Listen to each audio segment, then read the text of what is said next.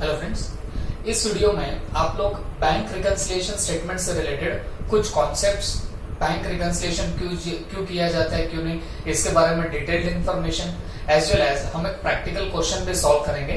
Okay, तो इतना सब आपको ये वीडियो में मिलेगा। And let me tell you guys, अगर ये आपने अच्छे से देख लिया वीडियो तो आपका आधा काम तो बीआरएस चैप्टर का इधर ही खत्म हो जाएगा। ठीक है, ओके, तो चलो स्टार्ट करना है इनको। अब मुझे एक बात बताना बच्चों, हम लोगों ने प्रीवियस वीडियो में एक स्टोरी देखी थी, अगर आपको याद होगी बीआरएस से related, that mister Ramesh and your cashier, इनके बीच की हमको स्टोरी याद होगी। तो मैंने उसके अंदर ही आपको बहुत सारा बता दिया था कि बीआरएस कैसे बनाया जाता है, क्यों बनाया जाता है। ठीक है, बट फिर भी अब मैं स्टोरी से कोरिलेट करता हुआ आपको बीआरएस क्या होता है, क्यों बनाया जाता है, उसमें कुछ चीजें होती है, जैसे बैंक पासबुक, आपकी कैश बुक का डेबिट बैलेंस, यहाँ का क्रेडिट बैलेंस, ऐसा क्यों होता है, क्यों नहीं, ये सब चीजों के बारे में आपको इस वीडियो में इंफॉर्मेशन मिलने वाली है। ओके, चलो प्लीज ध्यान से सुनना बच्चों। अब मुझे एक बात बताना, अगर मैं आपको पूछूं कल जितनी हमने स्टोरी देखी, ओके, अगर आपने नहीं देखी होगी आई विल सजेस्ट यू, आप नीचे कमेंट बॉक्स में मैंने लिंक शेयर कर दिया हो प्रीवियस वीडियो का, आप पहले वो देख लीजिए, फिर आप लोग ये वीडियो में और अच्छे से अंडरस्टैंडिंग ला सकते हो। ठीक है, ओके, तो मुझे एक बात बताना, कल जो हम लोग स्टोरी देख रहे थे बच्चों, तो वो स्टोरी में आपको नहीं लगता कि वो जो बेचारा कैशियर था वो बड़ा ही ऑनेस्ट था, लेकिन कुछ डिफरेंस थे, कुछ कॉजेस थे जिसकी वजह से कैशबुक और पासबुक के बीच का जो बैलेंस था वो टैली नहीं हो पा रहा था। तो उसने उसकी ऑनेस्टी प्रूफ करने के लिए उसने क्या बनाया था, बैंक रिकंसिलिएशन स्टेटमेंट बनाया था। तो वो तो मजाक के लिए मैं आपको बता रहा था, ऑनेस्ट नहीं है वगैरह वगैरह, ऐसा नहीं होता कि ऑनेस्टी का certificate is equal to your bank reconciliation statement, ऐसा कुछ नहीं है। हाँ, लेकिन एक चीज याद रखना, जब भी आपके कैशबुक और पासबुक में डिफरेंस आने लग जाएगा तो ये किन चीजों की वजह से डिफरेंस आ रहा है, ये अगर आपको बताने की जरूरत पड़े तो जाके आप लोग क्या बनाने वाले हो, आपका BRS, that is bank reconciliation statement आप लोग प्रिपेयर करने वाले हो। ठीक है, तो एक सिंपली स्टेटमेंट अगर मैं बोलूं तो अगर ये बीआरएस का मीनिंग बोला जाए तो ये क्या रहेगा, इट इज अ स्टेटमेंट, आप लोग नोट कर सकते हो सब चीजें, it is a statement which is prepared for showing causes of differences between balance as per cash book, और मैं ब्रैकेट में लिखूंगा bank column and balance as per passbook और बैंक स्टेटमेंट। ठीक है, तो बोलने का मतलब क्या हुआ बच्चों, ये जो बैंक रिकंसिलिएशन स्टेटमेंट है ये क्या बताना, ये कोई पर्टिकुलर स्टेटमेंट है जो आपने प्रिपेयर किया है। ये इसके प्रिपेयर करने के पीछे रीजन क्या है बच्चों, क्योंकि आपका डिफरेंस आ रहा था, किसके बीच में डिफरेंस आ रहा था, balance as per cash book, और उसका भी कौन सा column, bank column, and balance as per passbook या बैंक स्टेटमेंट। इसमें डिफरेंस आने की वजह से हम ये ऐसा स्टेटमेंट प्रिपेयर करते हैं जो क्या इंडिकेट करता है, causes of differences between balance as per cash book और पासबुक, ये उसके कॉजेज वहां पे बताएगा। और ना सिर्फ ये कॉजेज बताएगा बल्कि वो कॉजेज के हमने प्रॉपर इफेक्ट दे दिए, दैट इज एड लेस किया तो फिर जाके ये दोनों बैलेंस मैच हो सकते हैं। ये कौन इंडिकेट करेगा, आपका ये बैंक रिकंसिलिएशन स्टेटमेंट इंडिकेट करेगा। ओके, तो एक चीज और याद रखना बच्चों, BRS is a memorandum statement, BRS is what, memorandum statement, ये चीज पे फोकस करना। देखो एक चीज मैं आपको बताता हूँ, ये थ्योरी भी देखने क्यों जरूरी होती है अकाउंट में। मैंने देखो एकदम स्टार्ट में आपको, जब मैंने अकाउंट स्टार्ट किया था तब मैंने आपको क्या बताया था कि जब भी आपका अकाउंट का पेपर आएगा तो क्वेश्चन नंबर फर्स्ट जो होता है वो compulsorily state the statement correct और इनकरेक्ट पे आता है, जो कि 12 मार्क्स का होता है, बताया था मैंने आपको। तो हमने एक चैप्टर भी किया है, अगर आपको पता होगा, capital and revenue items. Chapter बोलने से अच्छा एक चैप्टर का छोटा सा यूनिट था वो हमने पहले कंप्लीट कर लिया है। और मैंने आपको बताया भी था कि उस पर एक सवाल डेफिनेटली आता है फॉर 2 मार्क्स, ठीक है।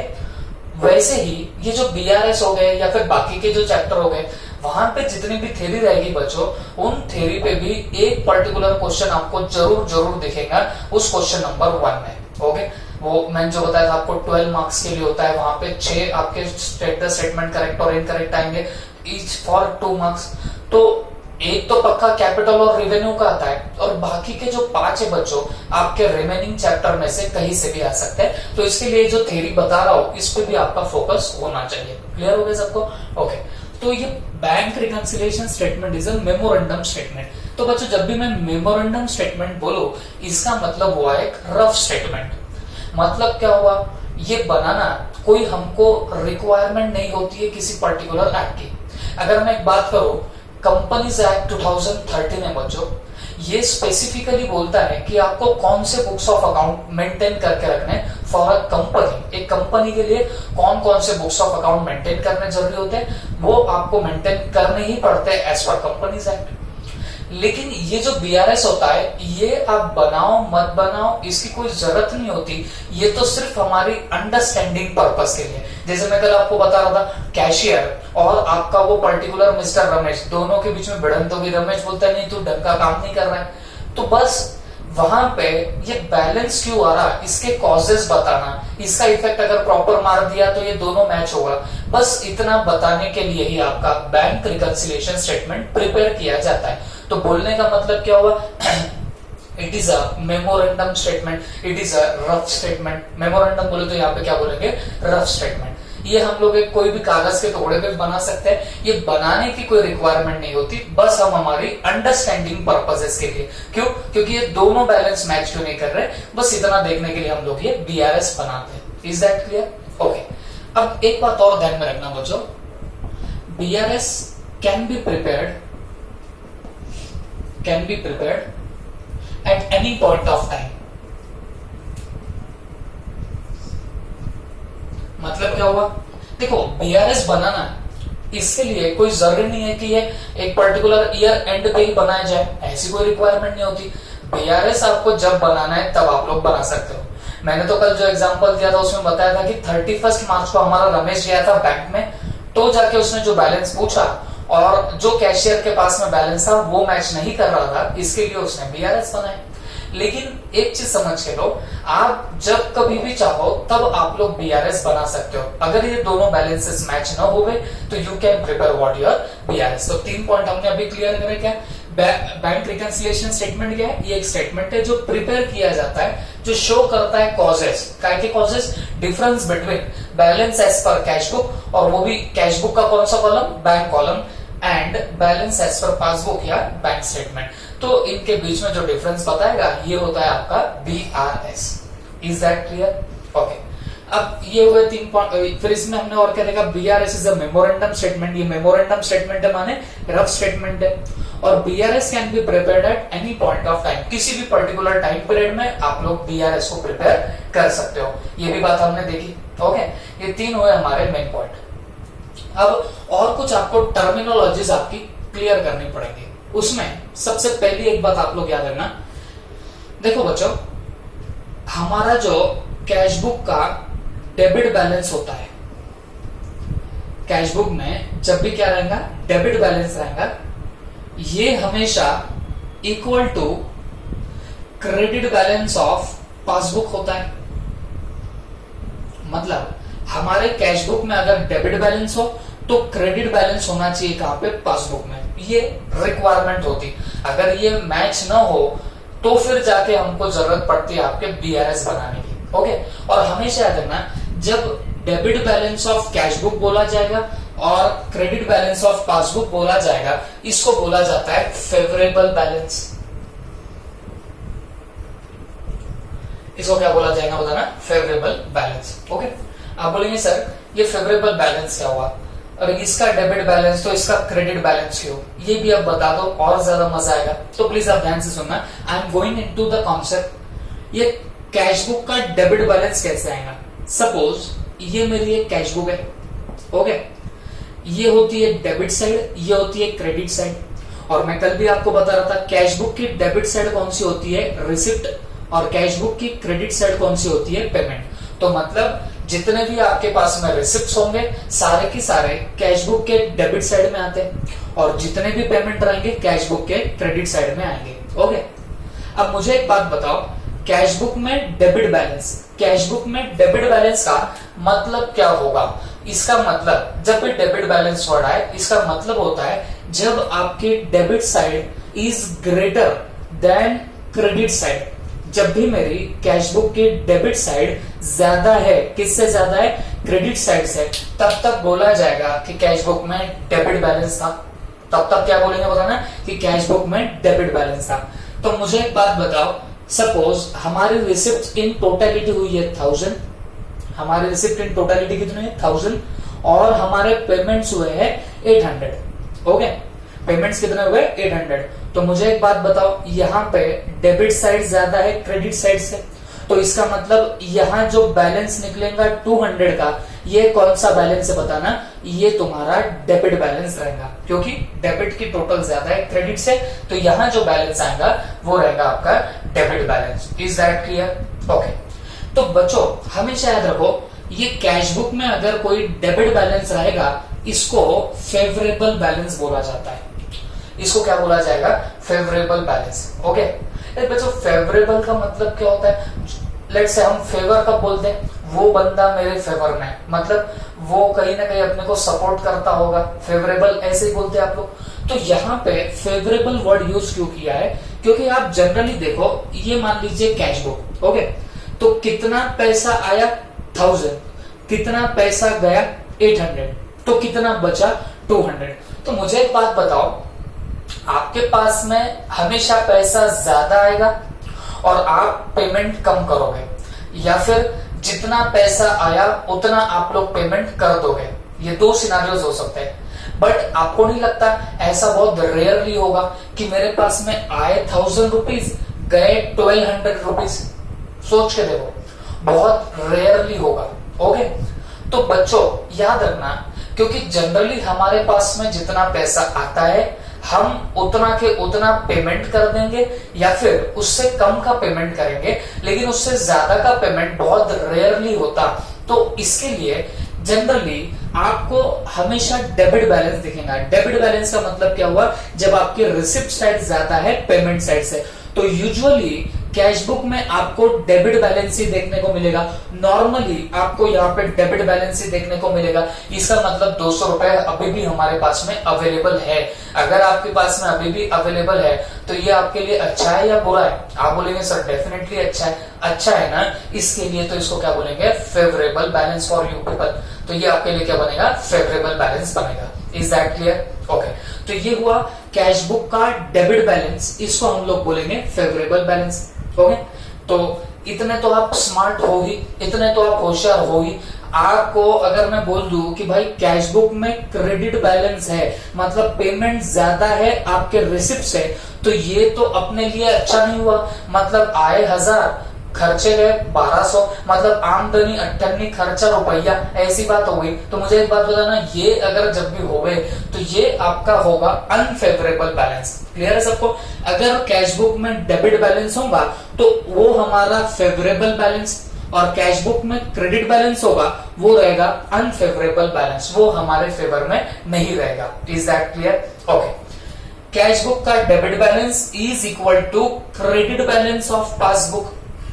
अब देखो, कल मैं आपको बता रहा था बच्चों, पासबुक में दो साइड्स होती है। ओके, एक होती है डेबिट साइड और एक होती है क्रेडिट साइड। डेबिट साइड होती है विड्रॉवल और क्रेडिट साइड होती है डिपॉजिट्स। ओके, क्रेडिट हो गया डिपॉजिट, डेबिट हो गया विड्रॉवल।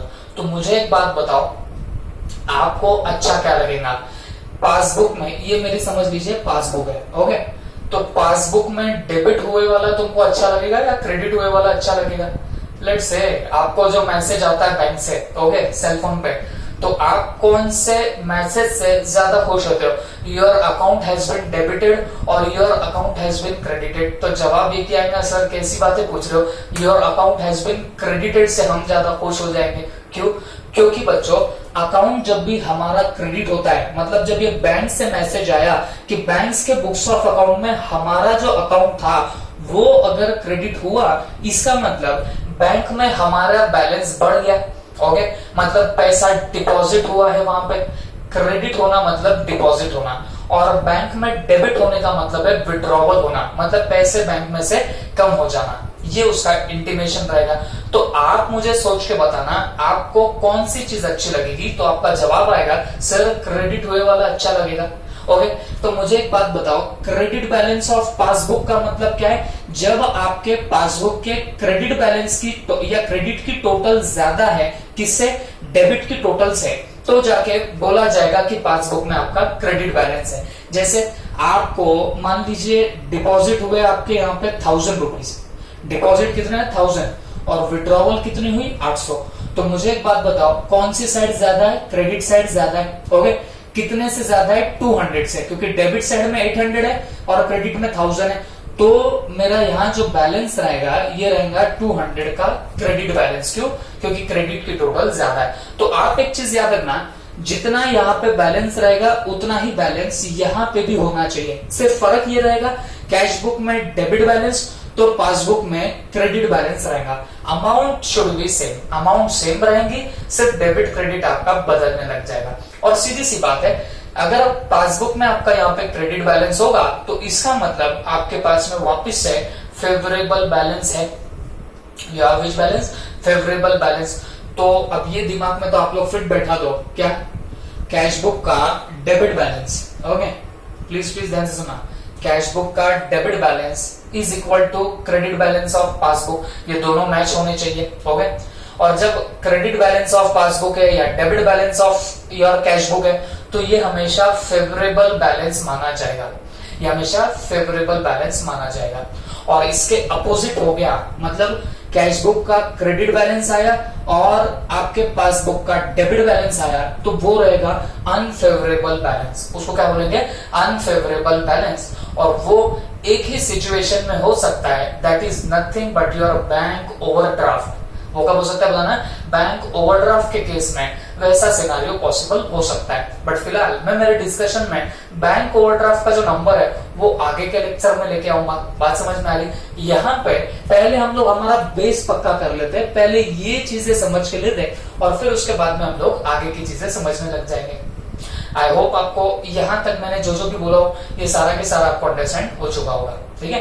ओके, तो आप एक बार फटाफट नोट कर लीजिए, फिर हम लोग थोड़ा सा और आगे बढ़ते हैं, ठीक है? चलो, तो बच्चों अब हम लोग थोड़ा सा और आगे चले जाते हैं, ओके? वो जो अभी एक स्टेटमेंट लिखा उससे आगे और एक मैं स्टेटमेंट ऐड कर रहा हूं। Credit balance of cash book is equal to debit balance of passbook. इसको क्या बोलते बताना? Debit balance of passbook. और यही होता है अनफेवरेबल बैलेंस, यही होता है अनफेवरेबल बैलेंस। और इसी को बोलते हैं ओवरड्राफ्ट। इसी को क्या बोलेंगे? Overdraft, okay, overdraft. तो बच्चों ये क्या होता है सिनेरियो? देखो बहुत सीधी सी बात है, ये credit balance of cash book कब आएगा? तो सपोज ये मेरी है कैश बुक, ओके, ये होती है रिसिप्ट साइड जो डेबिट में होगी, क्रेडिट में होती है आपकी payment side. Is that clear? Okay, तो मुझे एक बात बताओ, क्रेडिट बैलेंस का मतलब क्या हुआ? तो क्रेडिट बैलेंस का मतलब हुआ क्रेडिट की टोटल ज्यादा है डेबिट से, तो जाके उसको बोला जाएगा आपका credit balance of cash book. तो मान लीजिए मेरी पेमेंट है 1000 और मेरी रिसिप्ट है 800, तो अब आपको समझ रहा होगा क्रेडिट की टोटल ज्यादा है डेबिट की टोटल से, तो अब ये जो यहां बैलेंस जनरेट होगा ये तुम्हारा हो जाएगा क्रेडिट बैलेंस। और ये क्रेडिट बैलेंस किसके हिसाब से निकला? आपके कैश बुक के हिसाब से। तो आपको नहीं लगता कुछ तो भी उल्टा हो गया? आए हमारे पास में 800, रिसिप्ट हुई 800 की, और जबकि पेमेंट हो गया 1000 का। बात समझ में आ रही है? आए 800 गए 1000, ये क्या बात हुई? तो बच्चों इसी के लिए तो इसको क्या बोलते हैं, ये जो बैलेंस है ये तुम्हारा अनफेवरेबल बैलेंस है। ये कोई फेवरेबल, ये हमारे लिए अच्छा नहीं है, इसको बोला जाएगा अनफेवरेबल बैलेंस। आप बोलेंगे सर ऐसा हो सकता है क्या, मेरे पास जो पैसा आया ही नहीं उससे ज्यादा चला गया? तो एक चीज बताना चाहूंगा, आप बोलो मत, ये कैश बुक जो आप लोग बना रहे हो इसमें कोई आप लोग हार्ड कैश का यहाँ पे सारा अकाउंटिंग नहीं कर रहे हो। ये मैंने पिछले लेक्चर में क्लियर कर दिया कि जब आप बीआरएस की बात कर रहे हो तो मैं जब भी कैश बुक यहाँ पे लिखूंगा इसका मतलब होगा ये बैंक कॉलम की बात चल रही है। ये कौन से बैंक कॉलम की बात चल रही है, मतलब बैंक में पैसे कितने थे 800, बैंक में पैसे कितना है 800 और गए कितने 1000। क्या ये पॉसिबल है बैंक से?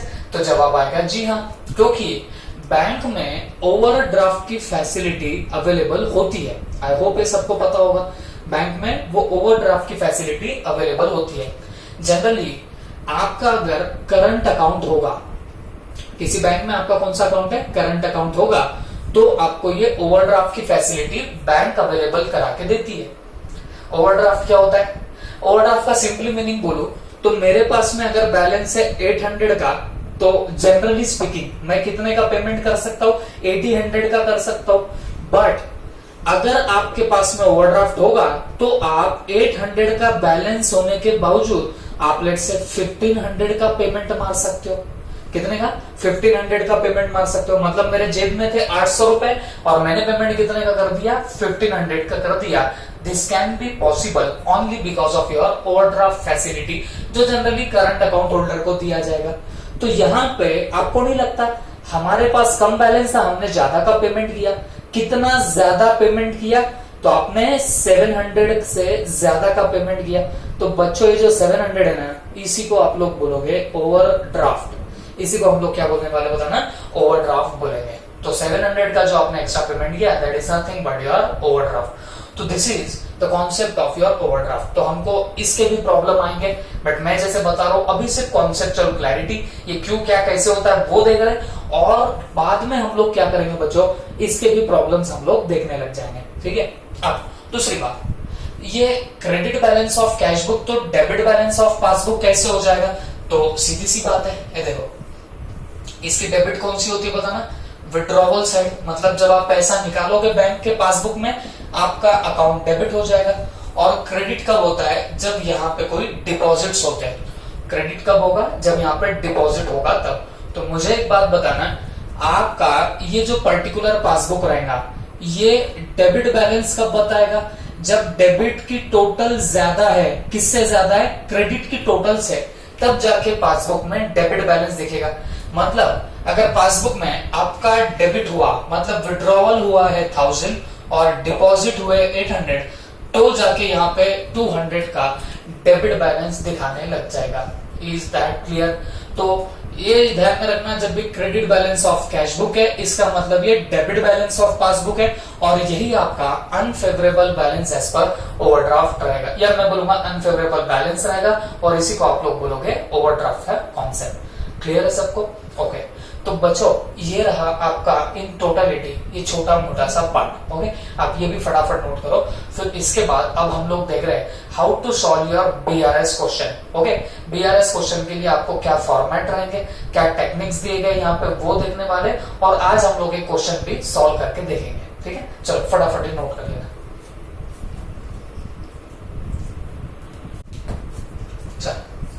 तो बच्चों अब मैं आपको बताता हूं कि हमारे पास में टेक्निक्स कौन कौन सी है बैंक रिकंसिलिएशन स्टेटमेंट बनाने की। तो basically I should tell you that 2 methods है, या मैं बोलूंगा 2 टेक्निक्स है बीआरएस बनाने की। ओके, तो फर्स्ट आपकी टेक्निक क्या रहेगी? फर्स्ट है नॉर्मल स्टेटमेंट, और दूसरा है आपका प्लस माइनस टेक्निक, दूसरी आपकी प्लस माइनस टेक्निक। ओके, मेरे हिसाब से जो भी लोग सीबीएसई के थ्रू आए होंगे, ओके, तो सीबीएसई वालों को ये देखो ये जो मेथड है, मेरे हिसाब से उनको यही मेथड हुआ करती थी। उन्होंने 11th में अगर बीआरएस किया होगा तो सीबीएसई वालों को ये मेथड से बीआरएस बनाने के लिए बोला जाता है। ओके, तो हमारे इंस्टीट्यूट ने क्या किया, इंस्टीट्यूट ने एक ही प्रॉब्लम में इस मेथड को जस्ट इनकॉर्पोरेट किया है, सिर्फ ये मेथड के बारे में बताया, वो भी एक ही प्रॉब्लम में, और बाकी हर प्रॉब्लम में आपका नॉर्मल स्टेटमेंट इसी से आंसर निकाला जाता है।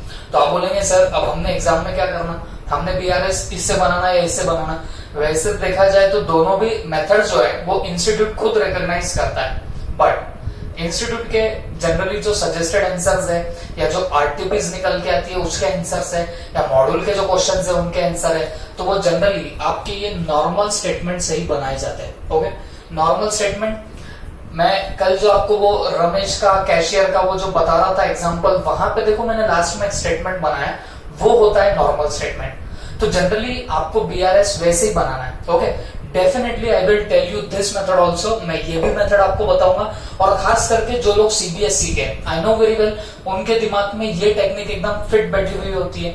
तो हम क्या करेंगे, ये टेक्निक भी कैसे बनी because of this technique, normal statement से ये टेक्निक कैसे बनी वो भी मैं आपको बता दूंगा, जिससे आपको स्विच होने में टाइम नहीं लगेगा। ओके, देखो बच्चों यही तो थोड़े बहुत डिफरेंसेस आते हैं, इसी के लिए तो मैं हमेशा बोलता हूँ कोरा कागज चाहिए। ओके, ब्लैंक पेपर में लिखने में आसानी होती है, तो आप एकदम ब्लैंक होके बैठिए। आप पीछे का अगर याद करने की कोशिश करोगे, मेनली सीबीएसई के बच्चे, तो उनको थोड़ा सा यहाँ पे दिक्कत आ सकती है वो प्लस माइनस टेक्निक में।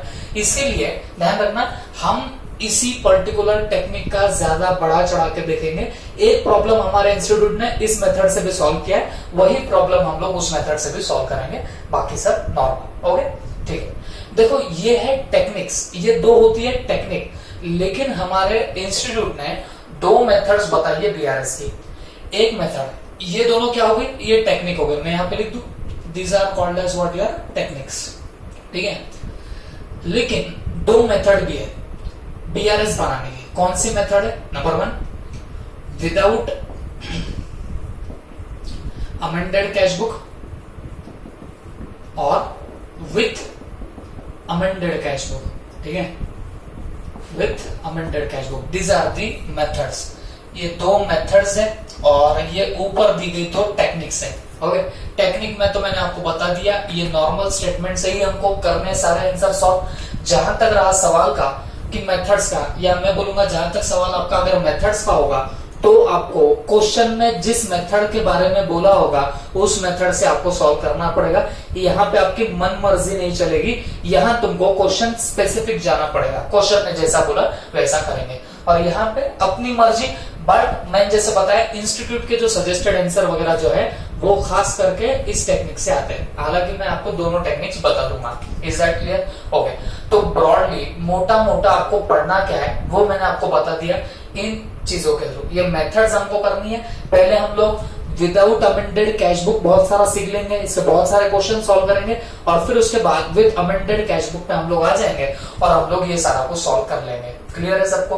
ओके, और इसी के बीच में आपको और दो चीजें देखनी पड़ेंगी। आपको कुछ ओवर ड्राफ्ट के प्रॉब्लम देखने पड़ेंगे और कुछ आपको नॉर्मल प्रॉब्लम देखने पड़ेंगे। ओके, ये टाइप्स ऑफ प्रॉब्लम हो गए। तो मेनली ये आपका इन टोटलिटी पूरा हुआ हमारे बैंक रिकंसिलिएशन स्टेटमेंट के बारे में सिलेबस के, हमको इसमें क्या क्या पढ़ना है ये सब चीजें हम लोग देखने वाले हैं। ठीक है, चलिए अब ये इतना भी आप लोग नोट कर लीजिए फटाफट। फिर इसके बाद में हम लोग क्या करते हैं, हमारे फॉर्मेट पे आते हैं नॉर्मल स्टेटमेंट के। नॉर्मल स्टेटमेंट से बीआरएस कैसे बनाएंगे उसके फॉर्मेट पे हम लोग आने वाले हैं। ठीक है, चलो प्लीज नोट डाउन। तो बच्चों, format of BRS, format of BRS, bank reconciliation statement का फॉर्मेट कैसा होगा, और ये भी मैं नॉर्मल स्टेटमेंट का आपको फॉर्मेट बता रहा हूं जो हमको बार बार फॉलो करना पड़ेगा। तो बच्चों होता कुछ नहीं है, ये देखो सिंपल सा एक फॉर्मेट है, ये हम लोग कल भी देख चुके थे। तो आप बेसिकली पर्टिकुलर, फिर आपका यहां पे आएगा इनर कॉलम में रुपीस और ये तुम्हारा आउटर कॉलम आएगा। ठीक है, यहां पे सबसे पहले आप लोग लिखेंगे बैलेंस एज पर। ओके, अब ये balance as per cash book भी हो सकता है, पासबुक भी हो सकता है। Okay, it can be anything, और यही होता है आपका स्टार्टिंग पॉइंट। कल की स्टोरी में मैं आपको शायद बता भी रहा था, इसी को क्या बोला जाता है, स्टार्टिंग पॉइंट। ठीक है, तो ये सीधे आउटर कॉलम में डालना। फिर यहां पे एक चीज आती है ऐड, यहां पे कुछ चीजें आएंगी लेस। मतलब आप जो वो कल मैं जैसे हाथ की टेक्निक बता रहा था, मैं और भी आपको एक प्रॉब्लम सॉल्व करके बताऊंगा जिससे आपकी सारी चीजें वैसे भी क्लियर हो जाएंगी। ठीक है, तो होता क्या है बच्चों, कुछ चीजें आपको ऐड करनी पड़ सकती है। मान लीजिए एक पर्टिकुलर पॉइंट है तो ये आपको ऐड करना पड़ रहा है, तो आप पहले इनर कॉलम में डाल देना अमाउंट, और एक एक चीज ऐड करनी पड़ रही है, इनर कॉलम में अमाउंट डाल दोगे और फिर बाद में आपको पता चल गया कि इतना ही सब कुछ है, तो फिर यहां से सब टोटल लेके बाहर डालो और यहां पे ये इसकी और इसकी टोटल नीचे उतारो। फिर लेस के आइटम यहाँ पे आएंगे। ओके, मान लीजिए दो ही आइटम है, ये यहाँ पे आया पहला आइटम, यहाँ पे आया दूसरा आइटम। अब मैं इनकी टोटल लेके यहाँ पे डालूंगा और यहां से उसको माइनस कर दूंगा। तो बच्चों ध्यान रखना, फिर यहाँ पे मुझे मिलेगा बैलेंस एज पर, ये भी कैश बुक हो सकता है या पासबुक हो सकता है, ठीक है। तो यहाँ पे मुझे मेरा आंसर मिल जाएगा।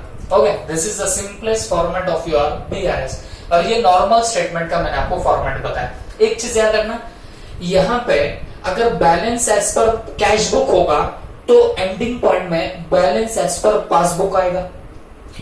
यहाँ पे बैलेंस एज पर पासबुक लिखा तो यहाँ पे balance as per cash book आपका आने लग जाएगा। तो बोलने का मतलब क्या है, यहाँ स्टार्टिंग पॉइंट कैश बुक का होगा तो एंडिंग पॉइंट पासबुक का आएगा। यहाँ पासबुक का रहा तो यहाँ पे कैश बुक का आपका एंडिंग पॉइंट आने वाला है। Okay, this is all about your statement of your BRS. Okay, ये रहा आपका बीआरएस का पूरा स्टेटमेंट। तो बच्चों आप आई होप ये समझ रहे होंगे, ये कल मैंने जो एक स्टेटमेंट बनाया था वो बस ऐसा का ऐसा था और मेनली आपको यही फॉर्मेट आपको फॉलो करना है। तो इसके लिए मैं मेन फोकस इसी पे लाऊंगा। वो प्लस माइनस टेक्निक हम लोग वो एक ही क्वेश्चन में देखेंगे जहां पे आपको सब चीजें समझ में आएगी, ठीक है। चलो स्पेसिमेन निकालो।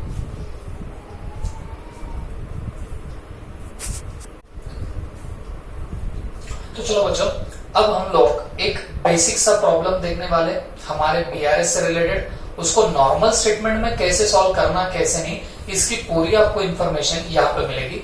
और please I am repeating once again, आप मेरी एक बार टेक्निक अपना लोगे, आपको ध्यान में आ गया तो फिर आप कोई भी प्रॉब्लम बड़ी आसानी से सॉल्व कर पाओगे, ठीक है। तो आई होप ये प्रॉब्लम आता भी होगा सबको, बहुत लोगों को अच्छे से आता भी होगा, बट फिर भी आप लोग एक नए तरीके से समझ लो तो फिर ज्यादा आपको बेटर रहेगा। क्लियर है? ओके, चल अब एक बार हम लोग क्वेश्चन पढ़ लेते। क्वेश्चन क्या लिखा हुआ है, balance as per cash book 40,000, ठीक है। मतलब कैश बुक का बैलेंस कितना बता रहा है, 40,000 बता रहा है। और जब सिर्फ यहाँ बैलेंस लिखा तो अगर लिखा नहीं है कौन सा बैलेंस, डेबिट या क्रेडिट, ऐसा कुछ नहीं लिखा तो भाई बाय डिफॉल्ट आपने इसको डेबिट बैलेंस पकड़ना। ओके, और debit balance as per cash book मैं अभी अभी आपको समझा रहा था, ये तो फेवरेबल बैलेंस होता है। ओके ओके, तो 40,000 कैश बुक के हिसाब से बैलेंस था और ये बोल रहा है कि following are the reasons of difference between cash book and passbook. तो इस लाइन से हमको समझ गया कि कैश बुक और पासबुक दोनों भी मैच नहीं हो रही है, ठीक है। चलो फिर नीचे क्या बोला है, ये डिफरेंसेस दे दिए। Check deposited but not clear till 31 मार्च 19, 5,000। मतलब हमने बैंक में चेक तो डिपॉजिट कर दिया बट वो क्लियर नहीं हुए। कब, कहां पे क्लियर नहीं हुए, बैंक में। कब तक, 31 मार्च तक। तो इससे आपका डिफरेंस आने लग जाएगा। देखो कल में जो आपको एक क्वेश्चन या मैं बोलूंगा एक एग्जांपल दे रहा था, किसका, वो मिस्टर रमेश और कैशियर का। तो आपको नहीं लगता मैं वहां पे कैश बुक और पासबुक निकाल के रखा था, हम वहां पे चेक कर रहे थे कौन सी एंट्री यहाँ पे है, यहाँ पे नहीं है, कौन सी एंट्री पासबुक में कैश बुक में नहीं है, ऐसे हम लोग चेक कर रहे थे। रियल लाइफ में आपको वैसे ही चेक करना पड़ता है बच्चों। रियल लाइफ में जब भी आप लोग बीआरएस करोगे तो आपको वैसे ही चेक करना पड़ेगा। ओके, आप लोगों ने आज तक जब बीआरएस सॉल्व किया होगा वो तो ऐसे किया होगा, ऐसे कोई क्वेश्चन देते आप फटाफट सॉल्व करते हो, बट इन रियलिटी ऐसे डिफरेंसेस डायरेक्टली नहीं मिलते। आपको पासबुक मंगानी पड़ती है या बैंक स्टेटमेंट मंगाना पड़ता है, फिर अपना कैश बुक लेना पड़ता है, फिर आपको एक एक देखना पड़ता है, यहाँ पे डेबिट तो यहाँ पे क्रेडिट, यहाँ पे क्रेडिट तो यहाँ पे डेबिट। ये अगर बराबर मैच हो रहा होगा तो जाके आप लोग बोल सकते हो कि भाई आपका जो पर्टिकुलर, या वहां पे फिर आप लोग जाके देख सकते हो कि क्या क्या आपको वहां पे डिफरेंसेस मिले। फिर वो जो डिफरेंसेस मिलते हैं वो कुछ ऐसे मिलते हैं। तो एक बात बता दूं, यहाँ रीजंस ऑफ डिफरेंस आपको आयता उयता दिया जाता है, बट रियल लाइफ में आपको खुद से डिफरेंसेस क्या है वो निकालने पड़ते हैं। यहाँ तो सब कुछ गिवन होता है, ठीक है। तो हमको तो प्रॉब्लम ऐसे ही आता है। तो बताओ, ये हमको पहला डिफरेंस मिला, फिर ये दूसरा डिफरेंस, तीसरा डिफरेंस और चौथा डिफरेंस। इसकी वजह से हमारे कैश बुक और पासबुक मैच नहीं कर रहे, ठीक है। अब हमको बनाना है बीआरएस। तो नॉर्मल स्टेटमेंट के फॉर्मेट से हम लोग बीआरएस बनाते हैं, तो आप भी मेरी थोड़ी सी हेल्प करना। तो ऊपर लिख देता हूं मैं बैंक रिकंसिलिएशन स्टेटमेंट।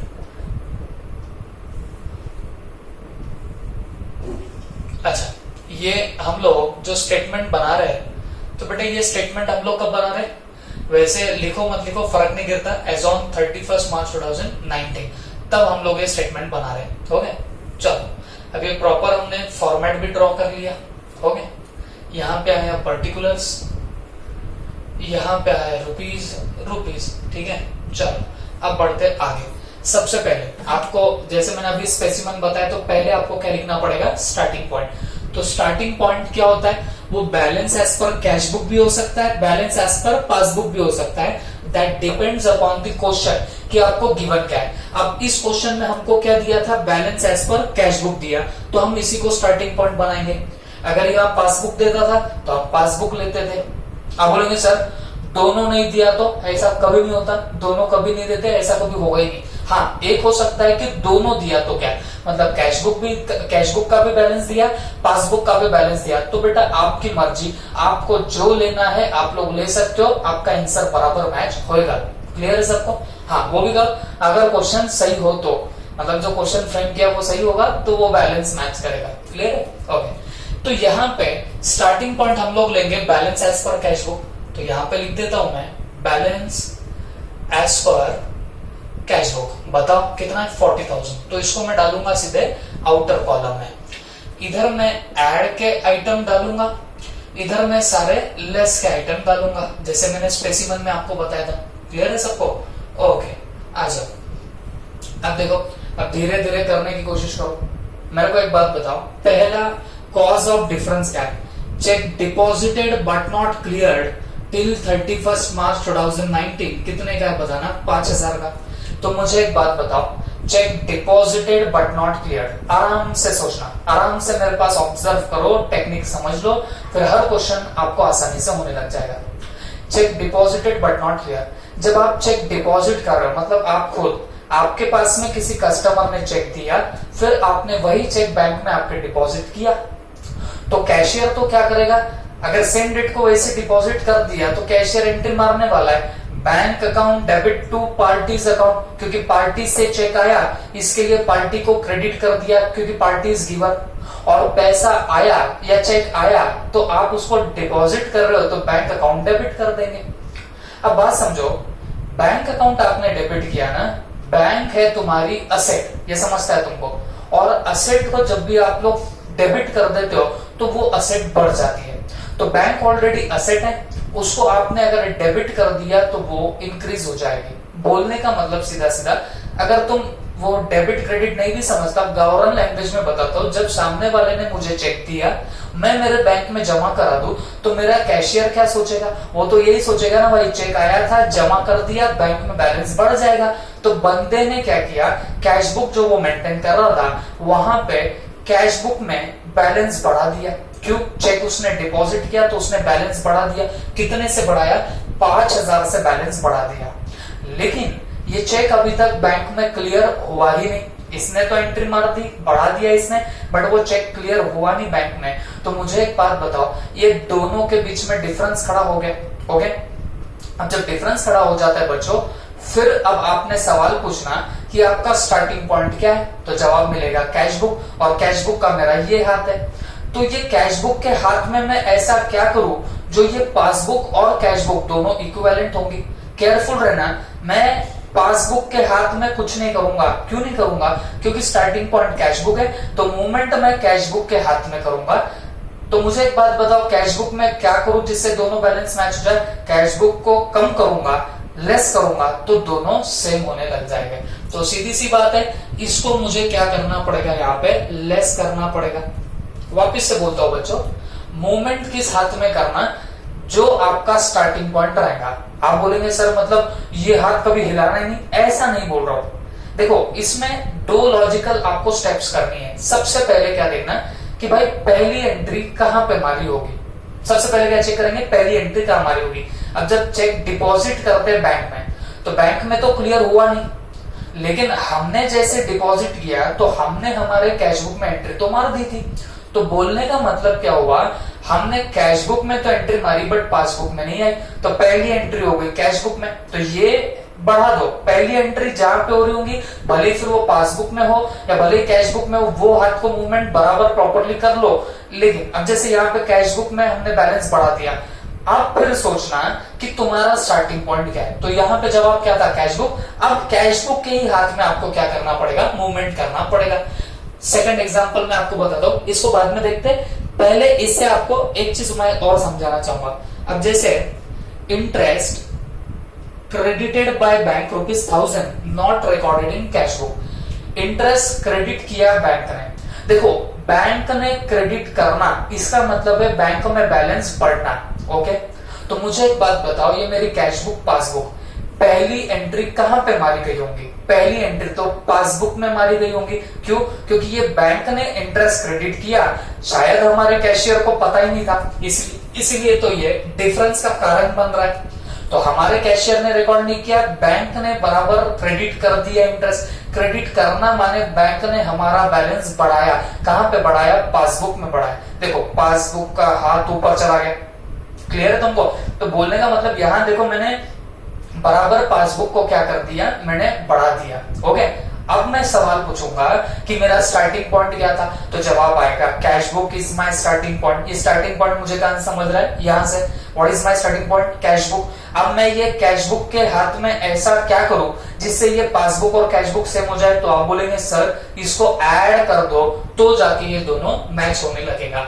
तो बोलने का मतलब क्या है, ये जब भी आप इस टेक्निक से करने जाओगे तो फर्स्ट ऑफ ऑल आप क्या सोचना, आप ये देखना कि पहले एंट्री किसने मार दी और किस पर्टिकुलर बुक में आपका बैलेंस कम ज्यादा हुआ, ये पहले डिसाइड कर लो।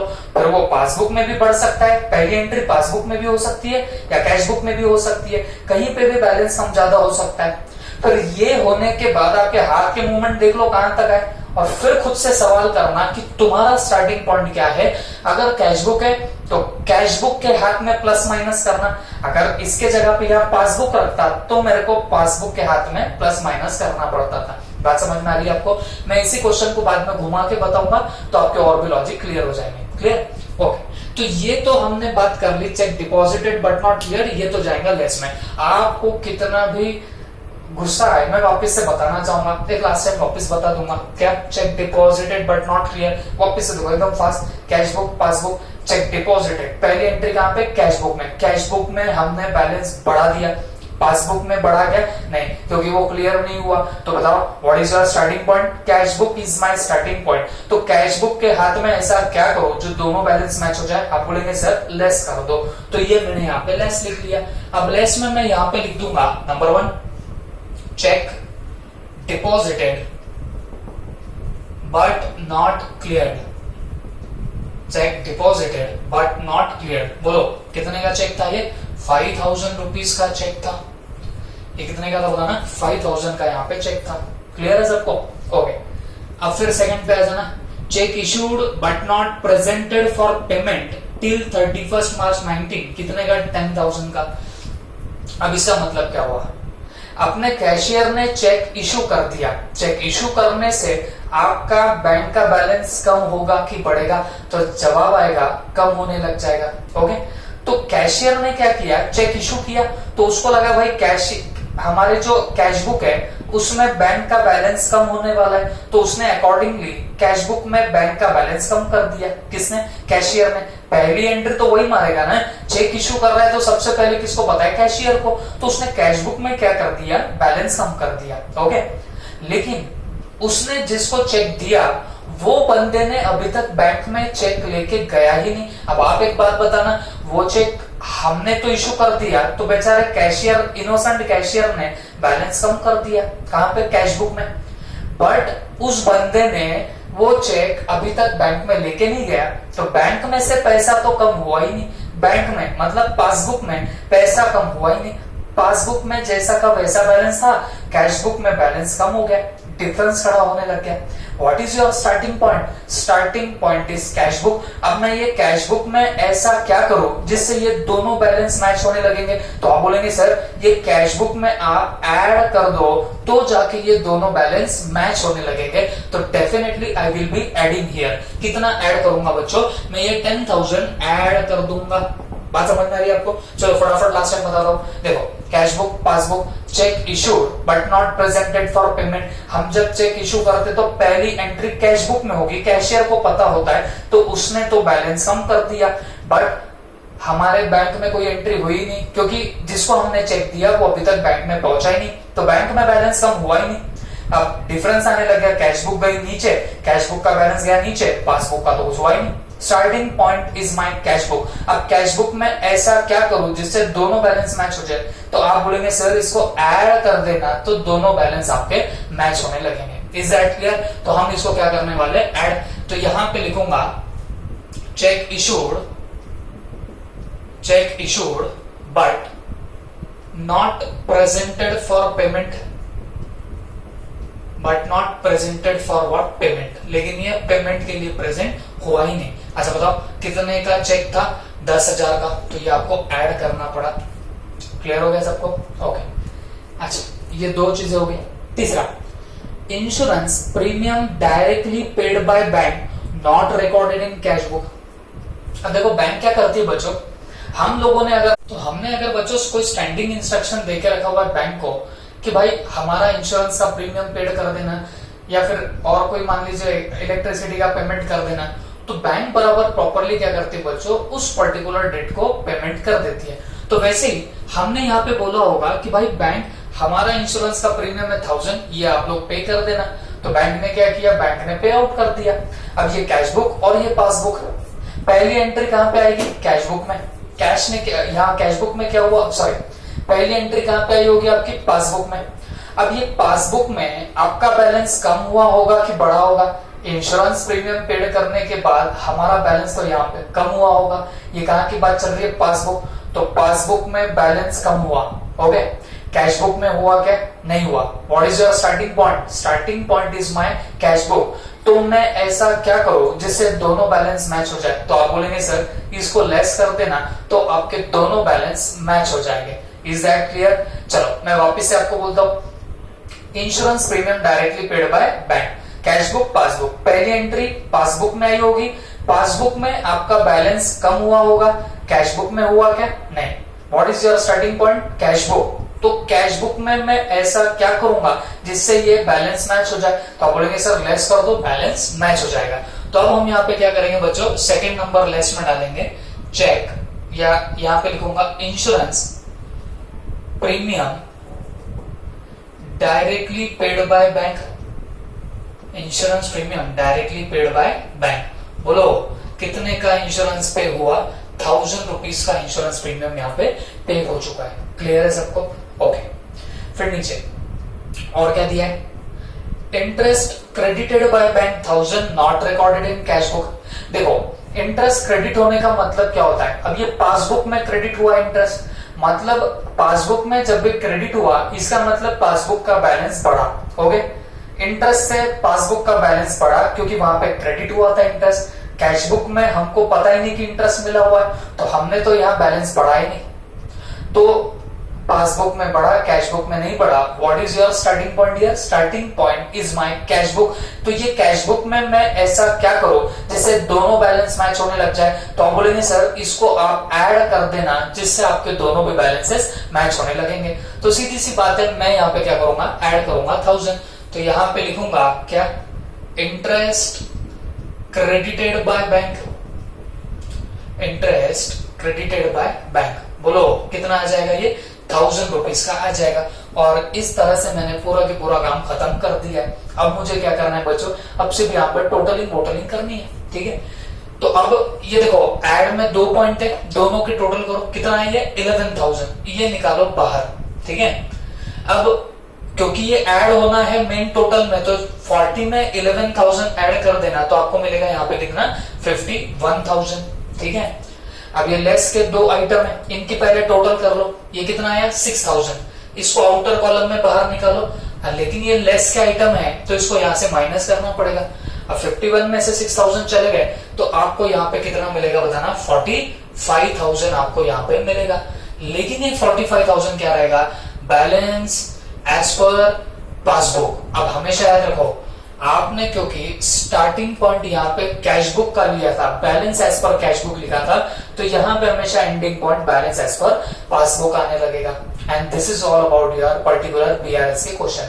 तो बच्चों एक बात वापस से बता दूं, ये बहुत ही बेसिक सा प्रॉब्लम था। हम हमारे मॉड्यूल के आरटीपीएस के पास्ट एग्जाम के जो पेपर के क्वेश्चंस है वो हम लोग इसके बाद से अगले लेक्चर से हम लोग वो सारे क्वेश्चन करने लग जाएंगे। क्लियर है सबको? ओके। अब किसी किसी के दिमाग में डाउट चल रहा होगा, सर ये बैलेंस एज पर पासबुक आया 45,000, क्या गारंटी की ये सही आया? चलो एक बार चेक कर लेते हैं, क्रॉस कंफर्म करके देखते हैं। ओके चलो ध्यान देना आप लोग, मैं रफ में एक स्टेटमेंट बना रहा हूं तो आप इसमें मेरा सपोर्ट कर देना, ठीक है?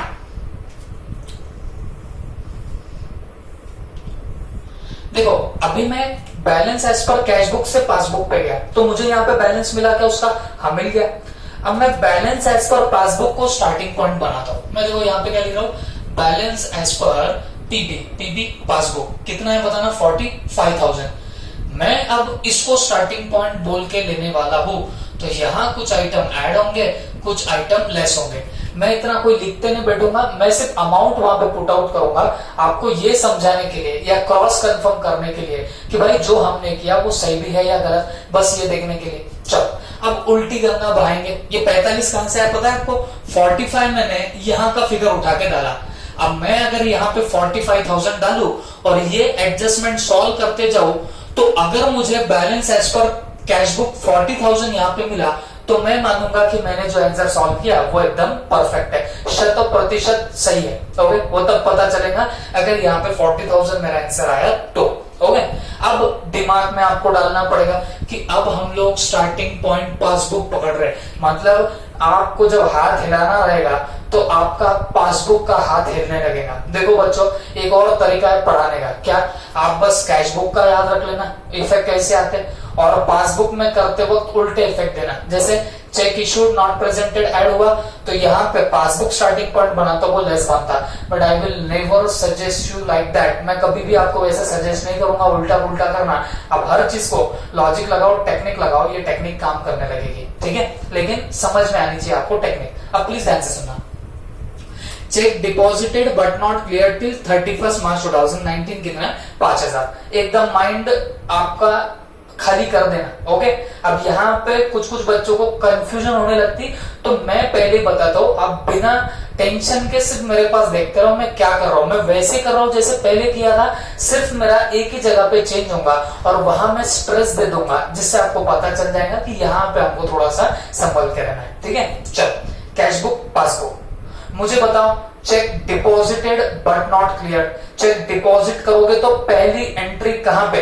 पहली एंट्री डेफिनेटली आपकी कैश बुक में ही होने वाली है, कैश बुक में ही होने वाली है। आप बोलेंगे सर स्टार्टिंग पॉइंट पासबुक है तो पासबुक में, ऐसा नहीं ना बच्चों। मैंने चेक डिपॉजिट किया तो भले ही आपका स्टार्टिंग पॉइंट कैश बुक हो या पासबुक हो, पहली एंट्री तो आपका कैशियर ही मारेगा क्योंकि उसी को पता है कि चेक डिपॉजिट किया हुआ है। ओके तो cash book passbook, cheque deposit तो पहली एंट्री कहां पे? कैश बुक में होगी। कैश बुक में क्या करेगा आपका कैशियर? बैलेंस बढ़ा देगा। उसको लगा भाई डिपॉजिट किया चेक तो बैलेंस बढ़ने वाला है। बट क्या पासबुक में वो एंट्री मारी गई या नहीं मारी गई? जवाब है नहीं, पासबुक में तो रिकॉर्डिंग हुई नहीं क्योंकि चेक क्लियर नहीं हुआ। आप देखो यहां से बदलाव आता है। ये तो हम ये जब कर रहे थे तब भी ऐसे किया, पहली एंट्री कैश बुक में मारी, कैशियर ने बैलेंस बढ़ाया, ये तो यहाँ पे भी किया था। बट तब मैं आपको पूछ रहा था स्टार्टिंग पॉइंट क्या, तो आप बोल रहे थे sir cash book is starting point. तो मैं आपको पूछ रहा था बच्चों ऐसा क्या करो जो दोनों बैलेंस मैच हो जाए, तो आप बोल रहे थे सर इसको लेस करो। क्यों? क्योंकि आपका स्टार्टिंग पॉइंट कैश बुक था तो आप लोग कैश बुक के हाथ को कम करने के लिए बता रहे थे। बट यहां पे अब क्या होगा, प्लीज ध्यान से सुनो। चेक डिपॉजिटेड पहली एंट्री कैशियर ने करी, कैश बुक का बैलेंस बढ़ा। अब मुझे बताओ what is your starting point here? यहां पे अब स्टार्टिंग पॉइंट क्या है बच्चों? Passbook is my starting point. तो अब देखो पासबुक में मैं ऐसा क्या करूं जिससे कैश बुक और पासबुक मैच हो जाए? तो आप बोलेंगे सर पासबुक को आप बढ़ा दो तो जाके ये मैच होने लगेगा। सिंपली स्पीकिंग, जो आपका स्टार्टिंग पॉइंट रहेगा उस हाथ में आपको मूवमेंट करनी है। पहली मूवमेंट कौन सी होती है हाथ में? पहली एंट्री किसने मारी ये चेक करने की, तो वो कैश बुक की भी हो सकती है, पासबुक की। पहली एंट्री कोई भी मार सकता है, कैश बुक में भी पासबुक में भी। तो वो मूवमेंट नॉर्मली हो जाएगी, जो होनी चाहिए एक्चुअल में वही होगी।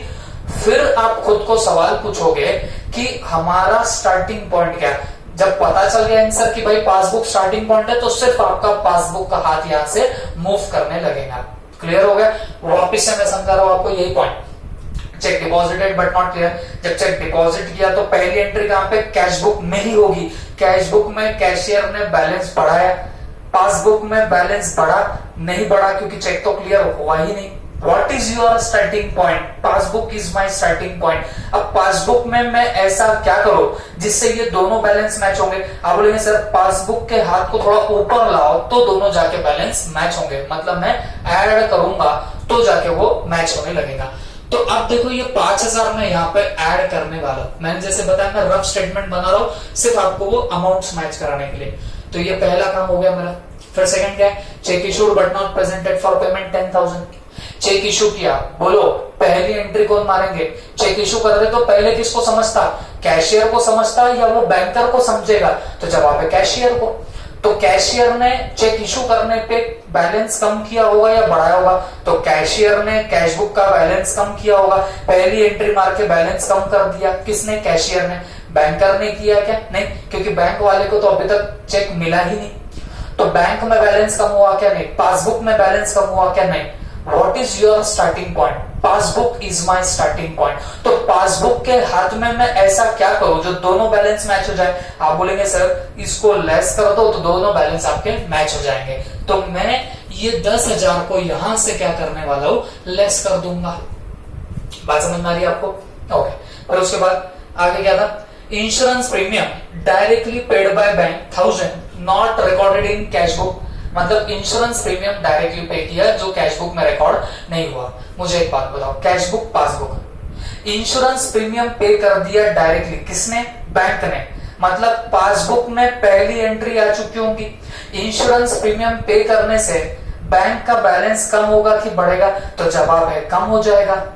बट कैश बुक में बैलेंस कम हुआ क्या? नहीं, क्योंकि कैश बुक में हमको पता ही नहीं चला। अब ये मूवमेंट तो हो गई। अब now what is your starting point? Passbook is my starting point. तो पासबुक में मैं ऐसा क्या करूं ये जो डिफरेंस कम हो जाए? तो पासबुक में अगर मैं ऐड करूंगा तो मेरा दोनों का डिफरेंस कम हो जाएगा। तो बोलने का मतलब क्या हुआ? ये जो 1000 है इसके ये मुझे यहाँ पे ऐड करने पड़ेंगे। क्लियर हो गया? नीचे interest credited by bank 1000 not recorded in cash book. Cash book passbook, interest credited by bank मतलब क्रेडिट किया बोले तो बैंक में बैलेंस बढ़ा, पासबुक में बैलेंस बढ़ा। कितने रुपयों से बढ़ा? 1000 रुपीज से बढ़ा। पासबुक में बढ़ा क्या? नहीं। What is your starting point? Passbook is my starting point. Passbook में मैं ऐसा क्या करूं जिससे दोनों के बैलेंस मैच हो जाए? आप बोलेंगे सर इसको लेस कर दो तो जाके आपके बैलेंस मैच हो जाएंगे। तो मैं इसको लेस करूंगा 1000 रुपीज से। तो अब देखो ये चारों ट्रांजैक्शन होने के बाद आप अगर प्लस माइनस करोगे 45,000 प्लस 5,000 50 में से 10 गए 40 और ये तो कोई इफेक्ट ही नहीं है। तो इसका मतलब साफ हो गया यहाँ बैलेंस कितना आ रहा है? 40,000। लेकिन ये बैलेंस एज पर पासबुक था तो ये आएगा balance as per cash book. तो आप देखो हमारे क्वेश्चन में तो balance as per cash book 40,000 ही दिया था। मतलब मैं 40,000 से नीचे उतरा तो 45,000 आंसर आया। जब मैं 45 से नीचे उतर रहा हूं तो 40,000 आंसर आ रहा है। इसका मतलब हमने जो किया वो एकदम परफेक्ट था। Is that clear? तो ये बच्चों एकदम बेसिक प्रॉब्लम हुआ। इसके बाद में तो हमको ओवरड्राफ्ट को टैकल करना है। ओके, फिर और इसमें भी कुछ अच्छे अच्छे प्रॉब्लम्स देखने हैं, बट वो सारे अगले लेक्चर से होंगे। This was just a basic lecture on this particular BRS. ठीक है, आई होप आपको ये टेक्निक समझी होगी। नहीं भी समझा, कुछ डाउट आया तो आप लोग मेरे से कभी भी कंफर्म कर सकते हो। एंड एक बात और आपको बता दो बच्चों, ये टेक्निक देखो बहुत लोग अलग अलग तरीके से सीख के आए हुए रहते हैं, तो आप आपके भी तरीके से करते हो। I don't have a problem, लेकिन इससे क्या होगा आपको फटाफट समझ में आने लगेगा। भले टेक्निक अडॉप्ट करने के लिए थोड़ा सा टाइम लग जाए, एक दो प्रॉब्लम, थोड़ा सा पेशेंस रखो, अडॉप्ट कर लो टेक्निक और फिर इसको यूज करने लग जाओ। Is that clear? ओके, ठीक है।